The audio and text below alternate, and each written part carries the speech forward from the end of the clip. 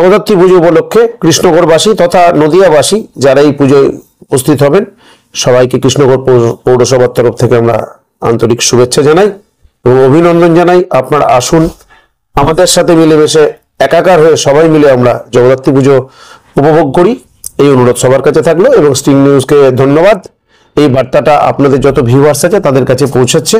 এবং যারা স্টিং নিউজের দর্শক আছেন, আপনারা এই পুজোর কটা দিন মানে ভাসানের দিন আপনারা ঘরে বসেই স্টিং নিউজের ক্যামেরার মাধ্যমে আপনারা বার্তা পেয়ে যান, মানে কৃষ্ণগড়ে কি কি হচ্ছে না হচ্ছে অনেকটাই উপলব্ধি করেন।